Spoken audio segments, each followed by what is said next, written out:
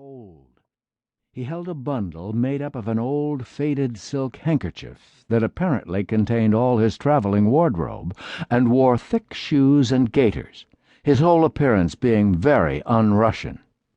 His black-haired neighbor inspected these peculiarities, having nothing better to do, and at length remarked with that rude enjoyment of the discomforts of others which the common classes so often show, "Cold?"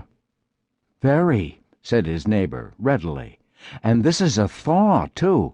Fancy if it had been a hard frost. I never thought it would be so cold in the old country. I've grown quite out of the way of it." Been abroad, I suppose?" "Yes, straight from Switzerland." "Phew, my goodness." The black-haired young fellow whistled and then laughed. The conversation proceeded. The readiness of the fair-haired young man in the cloak to answer all his opposite neighbor's questions was surprising. He seemed to have no suspicion of any impertinence or inappropriateness in the fact of such questions being put to him. Replying to them, he made known to the inquirer that he certainly had been long absent from Russia, more than 4 years, that he'd been sent abroad for his health, that he'd suffered from some strange nervous malady, a kind of epilepsy with convulsive spasms. His interlocutor burst out laughing several times at his answers. And more than ever, when to the question whether he'd been cured, the patient replied, "No, they didn't cure me." "Hey, that's it. You stumped your money for nothing, and we believe in those fellows here," remarked the black-haired individual sarcastically. "Gospel truth, sir, gospel truth," exclaimed another passenger, a shabbily dressed man of about 40, who looked like a clerk and possessed a red nose and a very blotchy face.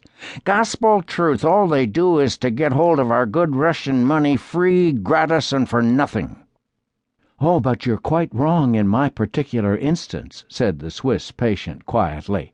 "Of course I can't argue the matter, because I know only my own case, but my doctor gave me money, and he had very little to pay my journey back, besides having kept me at his own expense while there for nearly 2 years. "Why, was there no one else to pay for you?" asked the black-haired one. "No, Mr. Pavlicheff, who'd been supporting me there, died a couple of years ago. I wrote to Mrs. General Yapanchin at the time. She's a distant relative of mine, but she didn't answer my letter, and so eventually I came back." "And where have you come to?" "That is, where am I going to stay? I really don't quite know yet. Both the listeners laughed again. "I suppose your whole setup's in that bundle, then?" asked the first. "I bet anything it is," exclaimed the red-nosed passenger with extreme satisfaction, "and that he has precious little in the luggage van. Though, of course, poverty's no crime, we must remember that." It appeared that it was indeed as they'd surmised. The young fellow hastened to admit the fact with wonderful readiness. "Your bundle has some importance, however," continued the clerk when they'd laughed their fill. It was observable that the subject of their mirth joined in the laughter when he saw them laughing.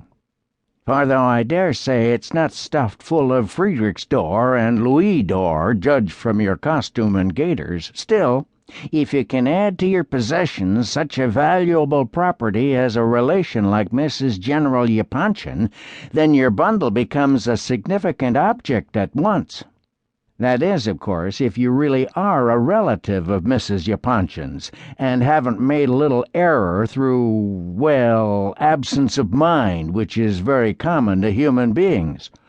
Or, say, through a too luxuriant fancy." "Oh, you're right again," said the fair-haired traveler, "for I really am almost wrong when I say she and I are related.